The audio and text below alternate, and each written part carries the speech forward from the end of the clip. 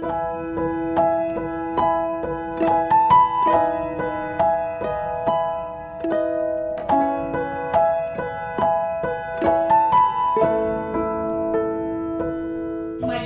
dia benci orang Kristen. Pengharapan saya bawa dalam doa setiap hari supaya suami yang belum jadi orang Kristen ini terima Yesus. Tiap hari saya berdoa, tiap kali ke gereja saya nangis. Ya, saya nggak pernah ke gereja sih, jarang. Saya persekutuan doa kayak gini karena suami saya nggak suka kalau saya ke gereja.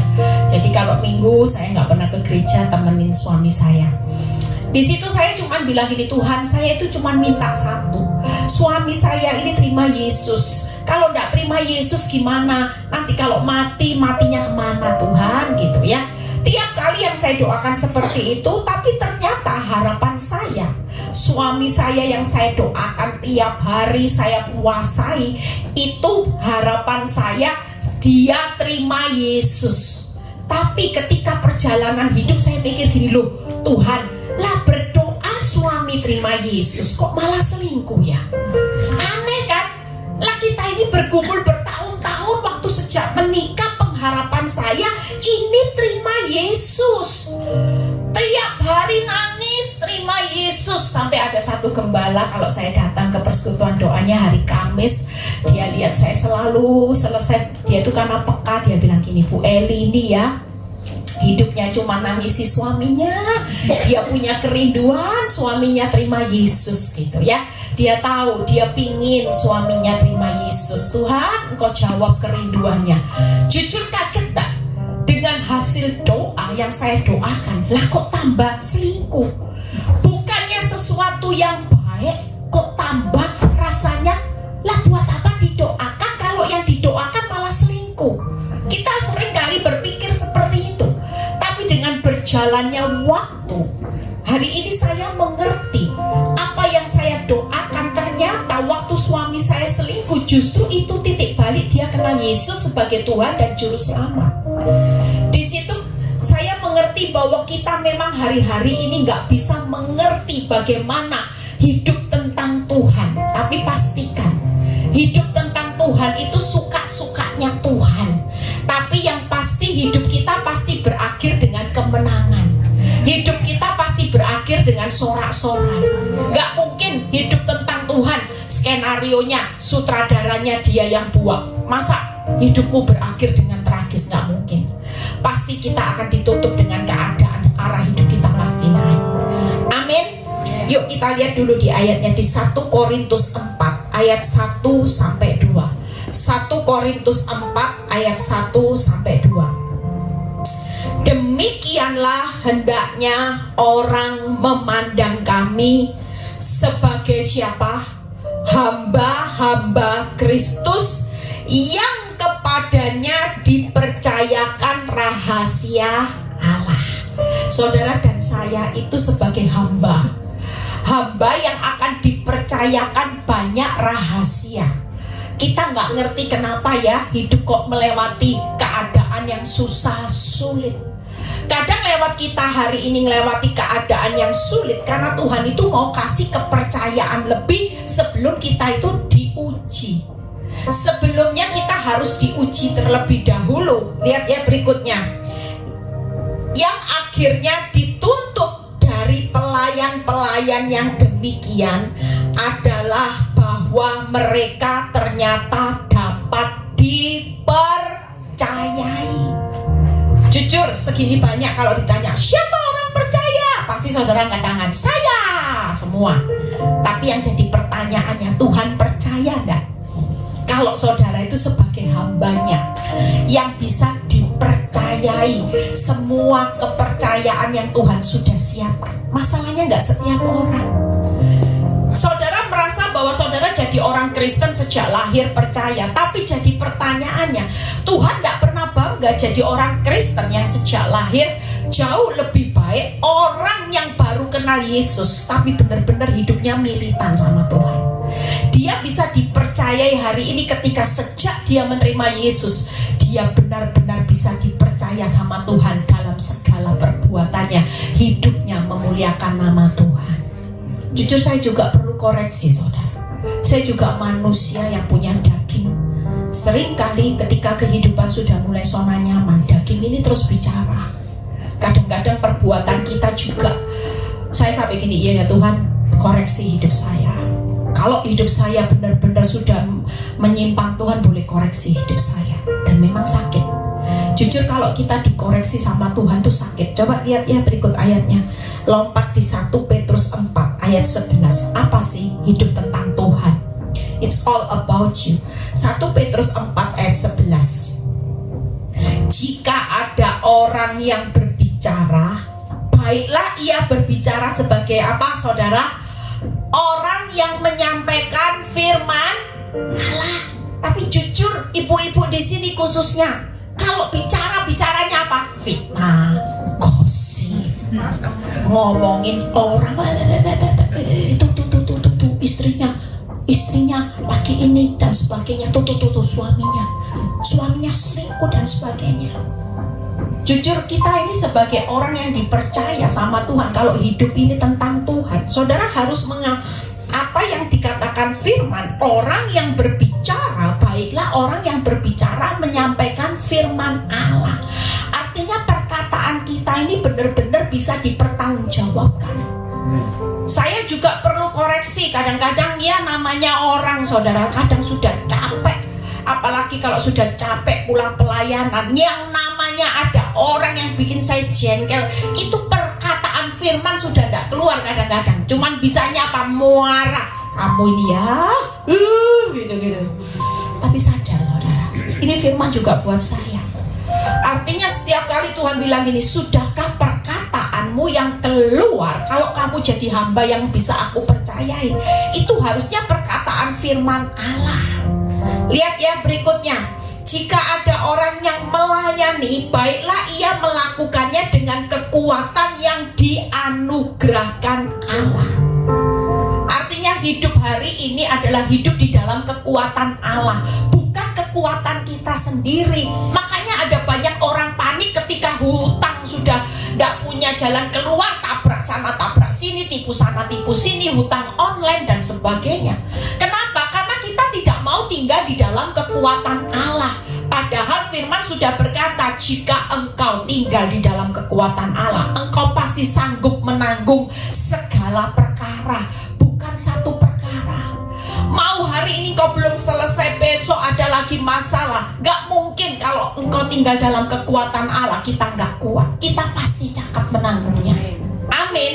Itu orang yang berbicara tentang Tuhan. Kenapa? Karena hidupnya selalu mengandalkan kekuatan Allah, bukan lagi mengandalkan kepintarannya, kehebatannya untuk dia menciptakan solusi masalah. Itu bukan orang yang dipercayai Tuhan. Makanya orang itu kalau sedikit-dikit, Tuhan, apa yang harus saya lakukan? Itu jauh lebih menyenangkan hati Tuhan daripada waktu ada masalah saudara mulai putar otak sendiri. Saudara ambil jalan pintas.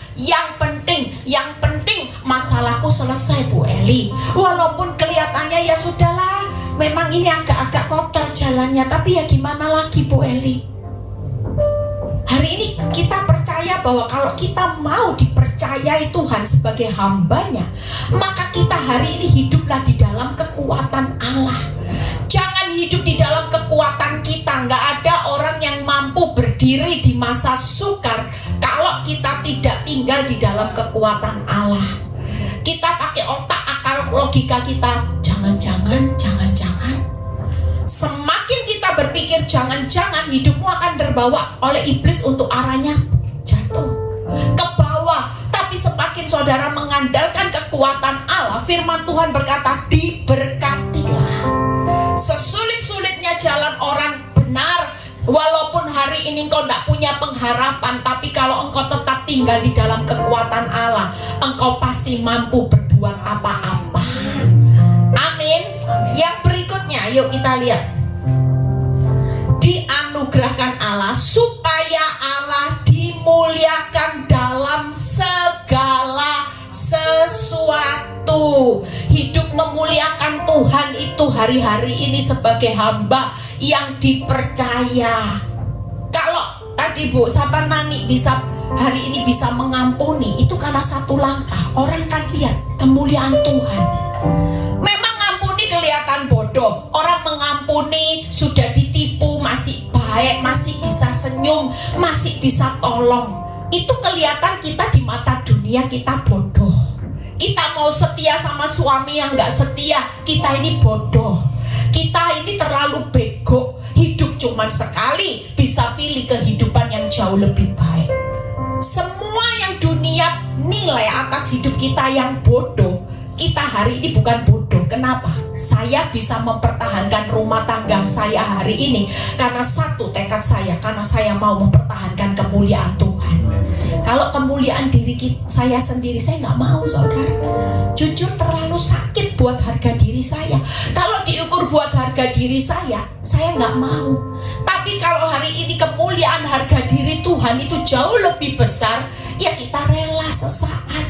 Sudahlah, baik sama orang malah difitnah, baik sama orang malah dianggap kesek. Itu tidak jadi masalah. Karena kita hari ini bukan mempertahankan harga diri kita, tapi kemuliaan harga diri Tuhan itu jauh lebih besar. Kenapa? Tepuk tangan buat kemuliaan Tuhan. Karena kalau mati, harga diri dibawa, mati nggak dibawa. Harga diri semua nanti dikubur. Jadi 3 hal, saudara. Kalau hidup tentang Tuhan, lihat kata-kata berikutnya. Karena, lihat ya, Yesus Kristus ialah yang empunya kemuliaan dan kuasa sampai selama-lamanya. Yang punya kemuliaan, nama baik, harga diri kita itu bukan kita lagi. Walaupun mungkin nama baikmu sudah dirusak, tidak jadi masalah. Yang penting hari ini engkau hidup, yaitu membawa kemuliaan dan Yesus sebagai kuasa sampai selama-lamanya. Kuasa itu tidak akan pernah berubah. Selama kita jadi orang benar, kuasa itu tetap akan menyertai saudara dan saya selama-lamanya. Kita sudah diberi kuasa sebagai anak Allah. Kuasa lewat perkataan. Perkataanmu seperti yang kamu ucapkan di hadapanku, demikian akan kulakukan.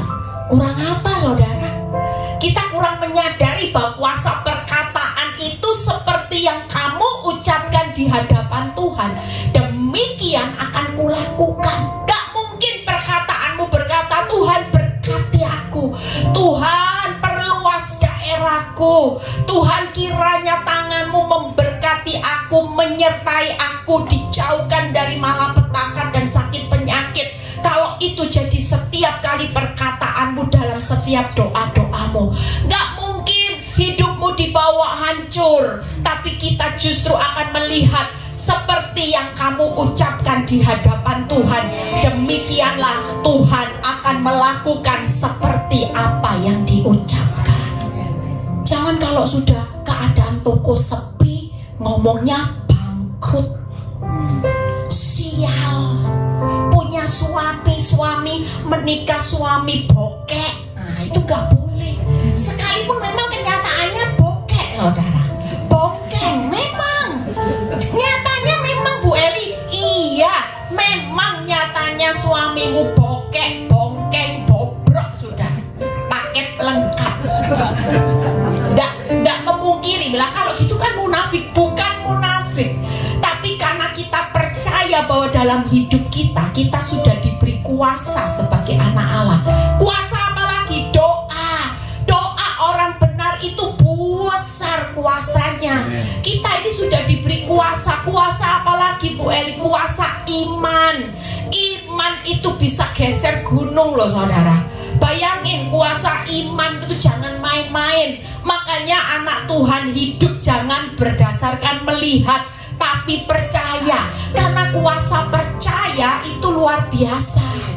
Apa yang gak pernah kau pikirkan, Tuhan sudah sediakan ketika engkau percaya. Tapi kalau kita gak percaya, kita gak akan melihat. Kita cuma akan lihat, ya sudah bongkek. Bongkek ya, bongkeng terus. Bobrok, ya sudah itu terus. Tapi waktu kita percaya, enggak Tuhan, aku percaya suatu kali suamiku pasti berubah.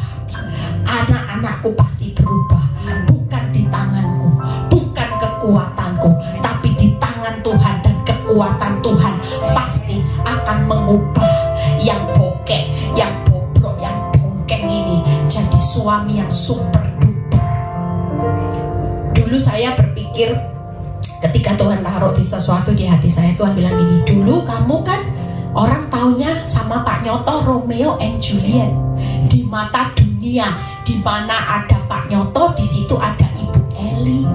Kamu jadi ekornya kemana-mana, ikut aja. Tapi hari ini orang sudah nggak melihat itu. Tapi Tuhan itu ingatkan buat hidup saya, nggak apa-apa. Ini cuma sesaat. Nanti kalau targetku bukan Romeo and Juliet itu di mata dunia, tapi targetku nanti kamu akan jadi imam. Pak Nyoto jadi imam yang benar, dan kamu jadi penolong yang sejati. Amen. Iman bukan Romeo and Juliet itu nggak keren. Tapi kalau jadi penolong yang sejati dan imam yang benar bersatu, maka itu dampaknya luar biasa. Amin. 3 hal saudara, perkatakan firman, hidup dalam kekuatan Allah, dan hidup memuliakan Tuhan.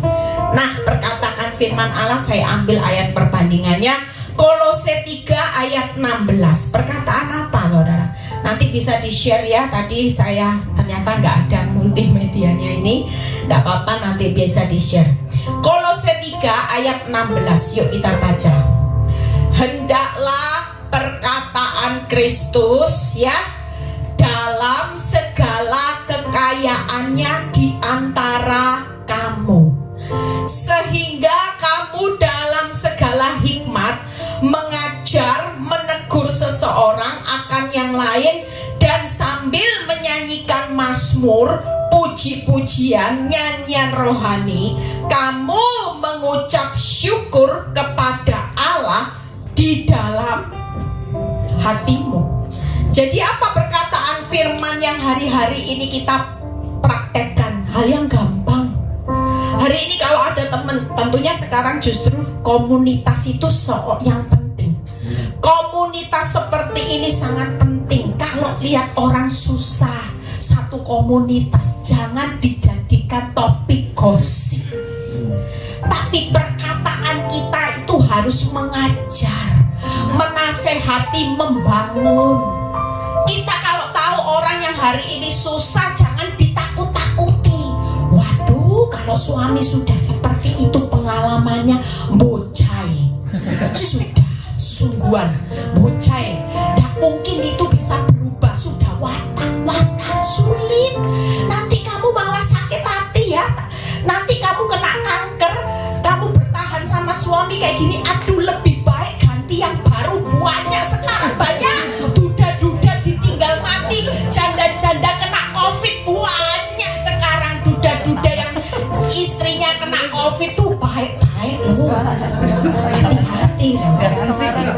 Ini bukan komunitas orang percaya kalau seperti ini. Sesuatu yang perlu tanda tanya, ini Tuhan hadir atau iblis yang hadir? Lah kalau Tuhan hadir jelas. Kita setiap kali ada di komunitas ini dengernya firman. Dengernya firman tiap hari. Saya percaya di grup Bunifi nggak mungkin kasih sesuatu yang gosip. Pastikan juga share-nya firman. Lah kalau firman, di rumah baca firman, di rumah berdoa. Tapi begitu kita di dalam satu komunitas, kita sudah nggak bisa memperkatakan sesuatu yang membangun. Kita sudah melemahkan iman. Kita kadang-kadang jujur, orang sudah susah, justru harus ditopang, diberi kekuatan vitamin. Sudahlah, memang sekarang ini masa sukar. Jujur ibu-ibu, kita yang hidup di akhir zaman ini tidak gampang. Kita ini hidup di masa yang makin sukar, yang jahat makin jahat. Orang nyakiti kita makin raja tega.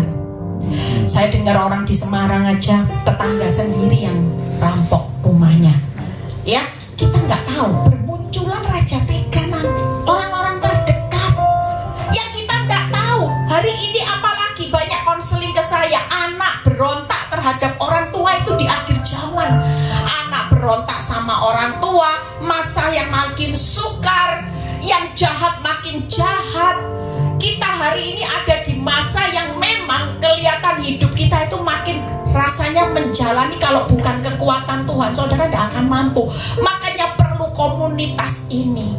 Kita terus bangun membangun iman mereka supaya arahnya tidak melihat masalah. Jujur, hari-hari ini banyak orang tidak bisa keluar dari masalah.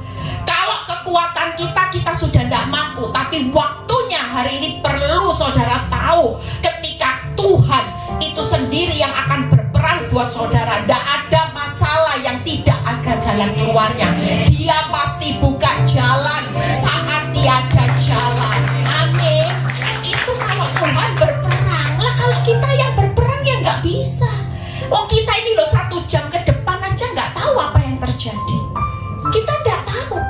Buat hidup saya, ketika saya tahu saya berjalan dengan Tuhan yang selalu menyediakan hari esok buat saya nggak takut. Tipnya apa? Jalani aja kesusahan sehari, cukup sehari. Tuh khotbah saya yang JNS itu. Sampai kalau saya ketemu orang khotbah di mana-mana, Bu, JNS. Jalani, nikmati, syukuri. 1 hari lepas 1 hari, jalani. Dengan menjalani, menikmati, syukuri 1 hari, besok itu urusannya besok. Karena Tuhan sudah tahu apa yang harus dia lakukan, apa yang saudara butuhkan. Dia sudah sediakan lebih dari cukup. Ikut Tuhan itu tidak pernah bicara yang namanya hidup itu menderita. Ketika saya menjalani, nikmati, syukuri dengan perkataan, lihat ya, menyanyikan mazmur daripada bersungut-sungut. Hari ini sudahlah, nyanyi aja. Kalau susah, nyanyikan lagunya Tuhan. Jangan lagu yakini nasib ya. Nasib ya terus saudara. Semakin saudara melo. Ada lagu yang saya hindari, itu lagu apa ya? Sengsaraku, engkau yang menghitung. Aduh, sengsaraku, gak mau saya. Kalau saya susah, selalu saya ambil sesuatu praise, nyanyi, yang saya berkata, how great is our God. Sing with me, how great is our God. And now we sing, how great. Mas, saya gak bisa nyanyi, suara saya gak bagus. Saya nyanyi, saya terus nyanyi. Saya gak mau melemahkan iman saya dengan mengingat sengsaraku. Aduh, malangnya nasibku Tuhan, habis mandi sempat dibuang Tuhan. Dulu bulan madu, sekarang bulan-bulanan di dunia selingkuh. Dulu madunya Tuhan, sekarang racun terus Tuhan. Gak mau saya selalu berkata, Tuhan, waktu saya puji Tuhan, saya tahu bahwa Tuhan dimuliakan. Saya gak perlu ngomong masalah. Saya hanya mau berbicara betapa hebatnya Tuhan. Amin. Itu yang perlu saudara latih hari-hari ini. Yang ketiga, mengucap syukur. Orang mengucap syukur itu setiap hal. Kenapa? Karena apapun yang terjadi hari ini, ketika engkau mengucap syukur, engkau sedang mengaminkan Allah turut bekerja dalam segala sesuatu, mendatangkan kebaikan. Itu arti ucapan syukur. Kita hari ini ngalami kemalangan banyak, oke. Memang firman Tuhan berkata kemalangan orang benar itu banyak, tapi Tuhan itu pasti melepaskannya. Waktu kita mengucap syukur, kita sedang mengamini ada kelepasan, ada kebaikan yang Tuhan akan kerjakan. Itu arti mengucap syukur. Tapi kalau hidupmu terus bersungut-sungut, sampai kapan Tuhan? Sampai kapan? Mengapa ini harus terjadi? Tuhan bilang ini, suka-sukaku. Mau sampai kapan kamu tidak punya hak atur aku? Oh iya benar. Dulu saya suka protes sama Tuhan. Kenapa ini Tuhan harus terjadi? Tapi waktu saya mengerti firman, saya semakin banyak mengucap syukur. Suami belum berubah, haleluya, puji Tuhan. Dimaki-maki sudah baik, haleluya, puji Tuhan. Kenapa? Karena saya tahu di tengah tidak baiknya suami saya, Allah tetap turut bekerja mendatangkan kebaikan. Tidak ada sesuatu yang buruk yang bisa terjadi dalam hidup saya. Semuanya pasti ujung-ujungnya kebaikan, kemuliaan, kemenangan, kelepasan. Itu selalu bersama Tuhan. Amin. Yang kedua ya, jadi perkataan apa? Nasihat, mazmur, ucap syukur. Hidup dalam kekuatan Allah. Yuk lihat Saya ambil ayat perbandingnya bagaimana saya suka dengan seorang Daud yang berkata, Mazmur 86 ayat 12 sampai 13. Hari ini percayalah, kalau kita tinggal bersama Tuhan, kita pasti sanggup menanggung segala perkara. Kita ketika tinggal di dalam kekuatan Allah, semua masalah tidak akan melampaui kekuatan kita. Maka hari ini apa yang perlu kita lakukan? Aku hendak bersyukur kepadamu ya Tuhan, Allahku, dengan segenap hatiku, dan memuliakan namamu untuk selama-lamanya, sebab kasih setiamu besar atas aku, dan engkau telah melepaskan nyawaku dari dunia orang mati yang paling bawah. Kita percaya kalau untuk urusan keselamatan yang paling kita tidak bisa lakukan, Dia sudah lakukan. Jujur kita ini nggak bisa loh beli keselamatan. Mau deposito uangmu berapa triliun sekalipun, keselamatan itu tidak bisa dibeli. Tapi kalau kita hari ini bisa bersyukur, waktu kita meninggal nanti Dia sudah sediakan kebahagiaan selama-lamanya. Itu harta yang paling terbesar. Saya berpikir ketika dulu saya hidup bahagia adalah ketika suami saya kembali bisa teletabis lagi sama saya. Itu arti kebahagiaan saya. Saya pikir gini, selama si limited edition ini masih jalan ke dealer-dealer, Tuhan, saya tidak bisa bahagia. Saya tunggu dia kembali ke dealer, utamanya kapan Tuhan, kapan Tuhan. Itu arti kebahagiaan saya dulu. Tapi waktu saya mengerti firman, saya bilang ini, iya ya, tidak ada hidup sesuatu yang jauh lebih bahagia selain kita sudah dibayar lunas. Kita sudah dijamin punya hak kehidupan selama-lamanya. Toh nanti kalau saya mati, saya tidak bawa cintanya suami limited edition ini, tidak bawa cinta. Saudara hari ini stres dengan harta, saudara mati tidak bawa harta. Hari ini kaya, besok mati ya semua ditinggal. Mobilmu 10, pabrikmu 10, hektaran bisa dibawa enggak ada. Hari ini jangan ngiri, jangan bandingkan dengan orang kaya yang hidupnya enggak total benar, tapi kok enak ya Tuhan, berkatnya melimpah. Saudara merasa itu arti kebahagiaan dia ketika dia bisa naik Rolls Royce, Ferrari, naik jet pribadi. Dulu saya seperti itu. Tapi saya sejak ngerti firman, saya cuma berkata, hidup ini kayak uap. Hari ini bisa ketawa, besok belum tentu. Dan kalau saya mati sewaktu-waktu, bukan itu. Yang penting hari ini engkau bahagia ketika engkau punya Yesus, itu segala-galanya dalam hidupmu. Mau keadaan masalahmu tambah berat, Yesus itu tetap nomor 1. Selama Dia ada di dalam hatimu, di dalam hidupmu, di dalam pikiran, perkataan, perasaanmu, itu arti hidup yang bahagia. Kita pulang nanti, ya, orang kaya hidupnya dalam perjalanan juga. Kita sama. Apa sih bedanya orang kaya sama orang yang pas-pasan? Orang yang saudara bandingkan, semua dalam perjalanan. Kita semua dalam perjalanan menuju titik akhir, di mana hidup kita dari debu kembali menjadi debu. Dan itu bisa sewaktu-waktu. Kalau saudara lihat ya, viral kan, artis terkenal bunuh diri. Uang banyak bukan jamin kebahagiaan. Kebahagiaan itu ketika kau punya Yesus dan kau berkata, ini sudah lebih dari cukup.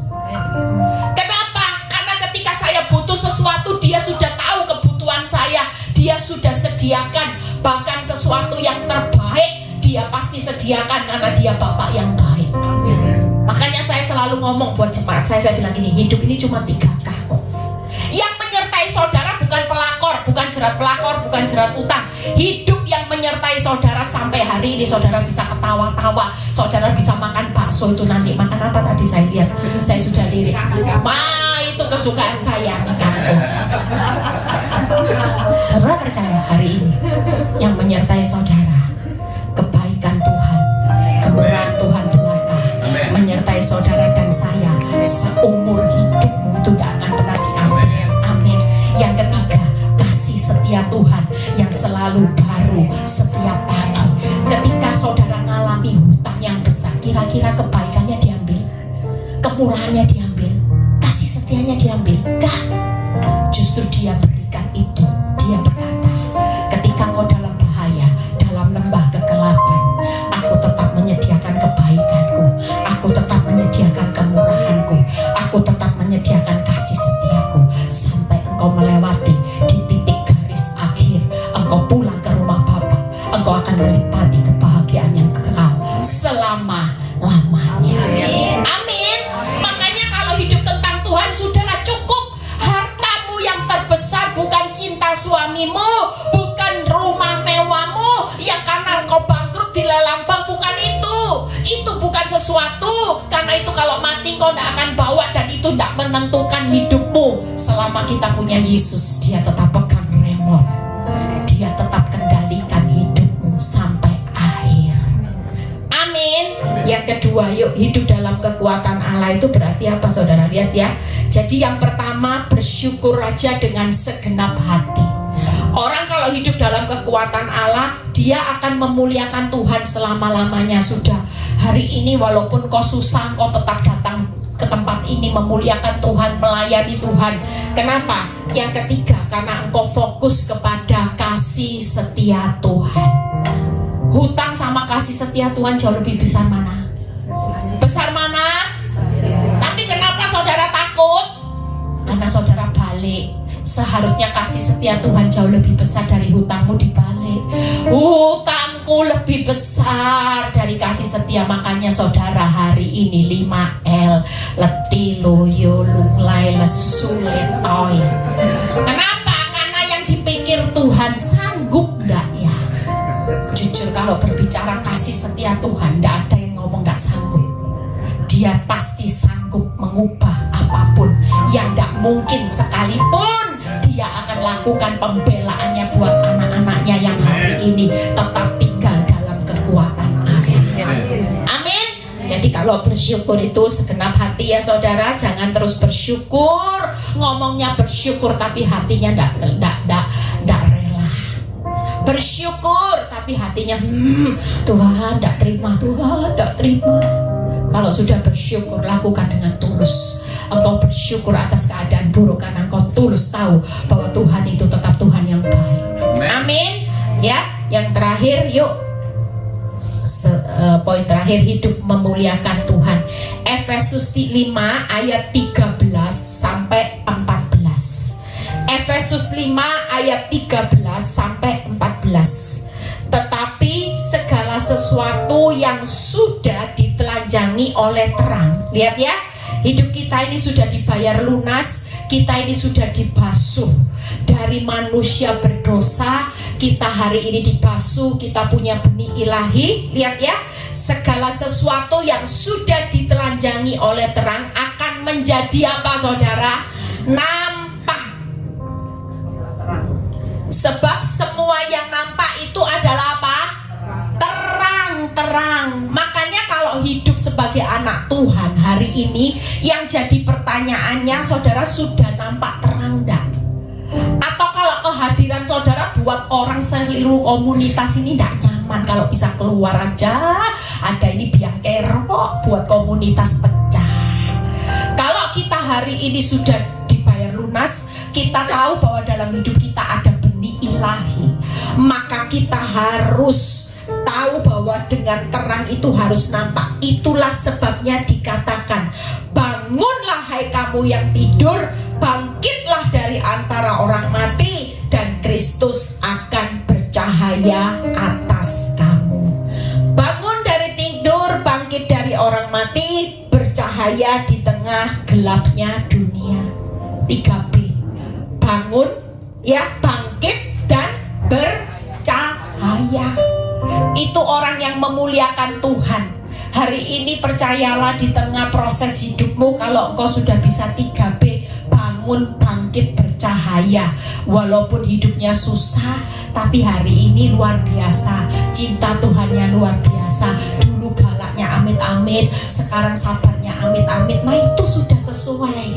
Itu hidup memuliakan Tuhan. Daripada saudara bersaksi gini, saya dulu punya rumah sederhana, sekarang Tuhan kasih rumah mewah. Yang belakang sana bilang percuma. rumah mewah, amit-amit, perbuatannya tambah sombong, hidupnya tambah rasanya kalau jalan ndak nginjak tanah. Saya dulu dibilang orang karena terlalu sombong hidup saya ndak nginjak tanah. Sampai saya bilang gini, gimana ndak nginjak tanah? Kan kayak tuyul ya saudara. Teman saya bilang gini tuh loh, artinya kamu itu saking sombongnya karena kamu punya segala sesuatu dulu. Suamimu kelewat baik. Kamu dulu ya Eli, kamu tahu kalau kamu ke gereja dulu di PD Wanita. Saya itu sampai waktu ditegur seperti itu tuh saya malu. Ternyata hidup saya juga keterlaluan. Makanya Tuhan proses saya tidak salah saudara. Coba kalau saya jadi gembala di Victory kelakuan, dia bilang gini, kamu tahu dulu itu waktu kamu zona nyaman, kamu kalau bawa mobil-mobil mewah kamu parkirin persis minta VIP di depan gereja. Kalau keluar kamu cepet-cepet, kamu itu langsung mau show off. Oh iya, kamu dulu dari atas sampai bawah yang kamu tenteng semua datang ke, sampai orang tuh bilang gini, ini mau ke gereja atau mau pameran berjalan, mulai berlian, mulai jam tangan, mulai tas, kamu semuanya bisa sampai ada orang bilang gini, coba kamu kalkulasi yang dipakai Eli itu bisa beli rumah satu loh gitu. Tapi buat saya merasa bangga enggak? Bangga. Tapi jujur itu bukan yang Tuhan mau. Yang Tuhan mau hari ini, ketika hidupmu diproses, engkau makin rendah hati. Amin. Engkau makin senyum. Dulu saya katanya tidak bisa senyum. Kalau lihat orang tuh bukan gitu. Tapi hari ini engkau kaya senyum, murah senyum, Meli, mukamu murah senyum.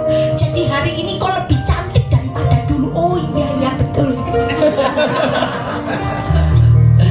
Saya percaya ya ibu-ibu di sini, yuk kita semua jangan kerja apapun sudah. Ini sudah akhir zaman. Waktunya kita berlomba-lomba menjadi orang yang dipercaya Tuhan.